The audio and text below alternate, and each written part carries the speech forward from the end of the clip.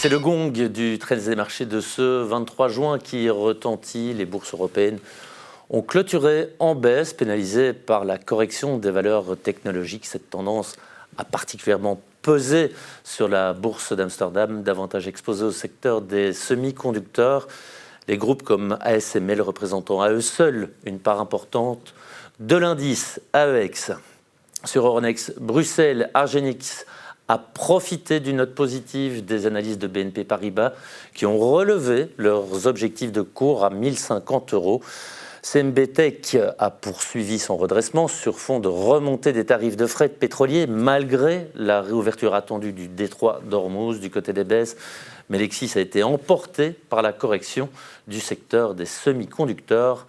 Vioalco a souffert des prises bénéfices après ses récents records. Et Vincent Juvin est en plateau avec nous. Bonsoir Vincent. Bonsoir Louis. Alors Vincent, la journée, elle a été chargée en publications économiques et sur les marchés. Je vous propose d'abord de commencer par l'économie. Les indicateurs PMI ont été publiés aujourd'hui, les indicateurs de plusieurs pays. Est-ce qu'on peut revenir sur ces données et surtout donner les indications sur les mois à venir ? Alors, les indicateurs PMI, pour rappel, c'est un indicateur de confiance des directeurs d'achat dans différents pans de l'économie, industrie, services. Donc, c'est fort utile, évidemment, pour les économistes pour prendre le pouls de l'économie et voir, évidemment, la direction de celle-ci. On dit que ce sont des indicateurs anticipés, donc ils permettent de sentir la direction, évidemment, économique pour les semaines et les mois à venir. Alors, c'est un sondage dont les résultats, dont les réponses ont été communiquées avant l'accord de cessez-le-feu ou de paix entre l'Iran et les États-Unis, donc il n'était pas influencé par celui-ci. Mais néanmoins, c'est un sondage dont les résultats étaient déjà en légère amélioration. Pour la zone euro, on est passé de 48,5 à 49,5, donc légère amélioration, mais toujours sur cette barre fatidique des 50 qui marque vraiment la frontière entre contraction et expansion. Alors on note également dans les réponses, notamment des directeurs d'achat dans l'industrie, bien qu'il y avait des pressions inflationnistes qui avaient plutôt tendance à diminuer. Donc là, ça relâche évidemment un petit peu la pression sur la BCE, mais ça ne change pas la donne en termes de perspective de croissance pour l'économie européenne. On est toujours sur une croissance atone. On s'attend, nous, à 0,3% pour cette année. Oui, 0,3%, c'est pas une nouveauté. Non. L'Europe est plutôt faible. Par contre, il y a une surprise ce matin, c'est la faiblesse du secteur technologique qui a fait basculer les marchés en Asie.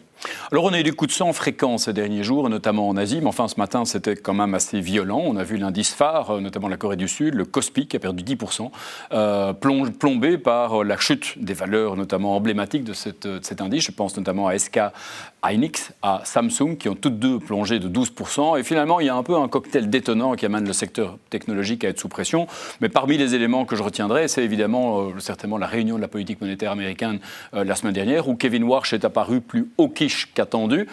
Lui, dont on pressentait qu'il allait baisser les taux pour satisfaire le locataire actuel de la Maison-Blanche, a refusé de s'exprimer en termes de forward guidance, donc laisse quelque part les marchés un petit peu dans le flou. Et les marchés interprètent ça évidemment plutôt comme une volonté potentiellement de hausser les taux.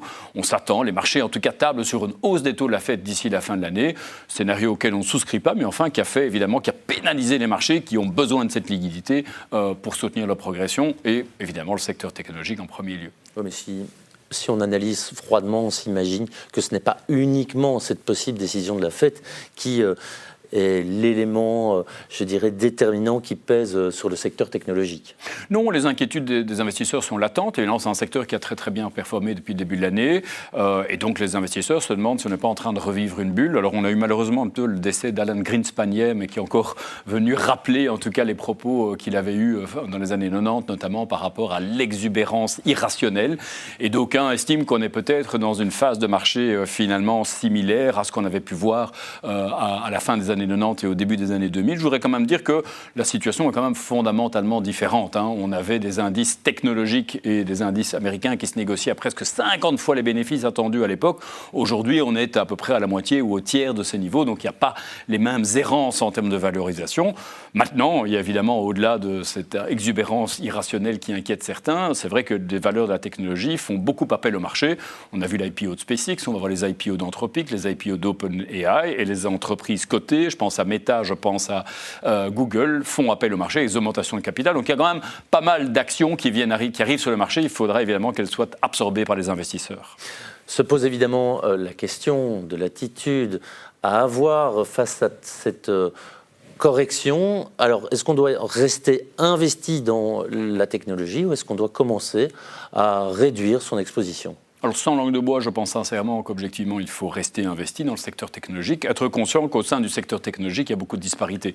C'est un secteur qui, au niveau mondial, fait 30% de performance depuis le début de l'année. On a 80% de performance pour le secteur des semi-conducteurs et on a un secteur des softwares qui est à peu près à moins 15, moins 20. Donc, il y a beaucoup de divergences au sein de secteur. Donc, rester exposé, pas jeter le bébé avec l'eau du bain.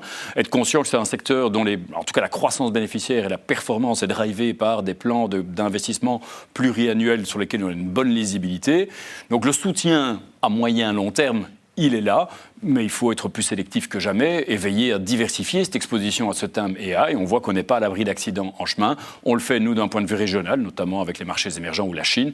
On le fait d'un point de vue vertical en regardant dans les secteurs qui sont potentiellement disruptés par cette technologie, qui pourront en profiter pour exceller. Je pense à la banque, je pense à la pharma notamment. Donc, rester investi, mais rester diversifié dans le secteur technologique. Eh bien, ce seront les mots de la fin. Merci. Vincent Juvin, vous êtes passé nous voir. Voilà qui conclut ce Trends des marchés. Belle soirée.